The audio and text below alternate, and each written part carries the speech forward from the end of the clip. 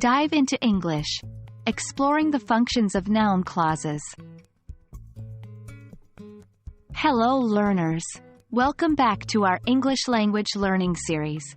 Today, we're diving deeper into grammar fundamentals, specifically focusing on the functions of noun clauses. You might be wondering, what is a noun clause and what functions does it serve in English? Well, worry not, because we're going to unpack all that and more, in an easy-to-understand manner. A noun clause is a type of dependent clause that functions as a noun in a sentence. It can be the subject of a sentence, an object, or a complement. Noun clauses often start with words like that, what, why, and how, or with a question word. For example, whatever you decide is fine with me. Here, whatever you decide is the noun clause. A noun clause can function as the subject of a sentence. This means it's the doer of the action in the sentence. For example, what you said really surprised me. In this sentence, what you said is a noun clause functioning as the subject. It's what's causing the action, the surprise.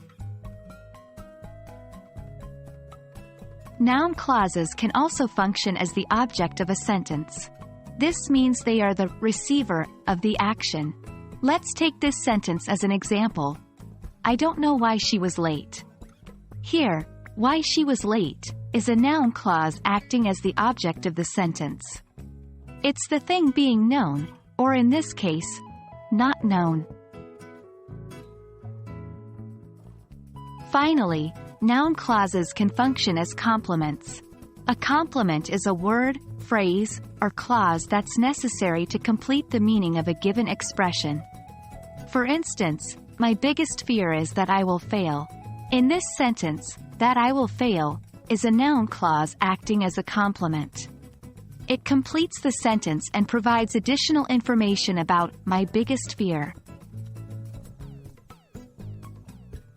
And that's a wrap on the functions of noun clauses.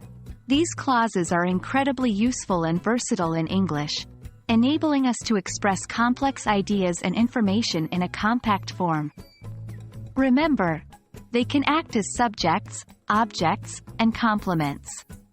I hope you found this video insightful and that it makes your English grammar journey a bit smoother. Stay tuned for more videos where we will continue to unravel the intricacies of the English language. Happy learning!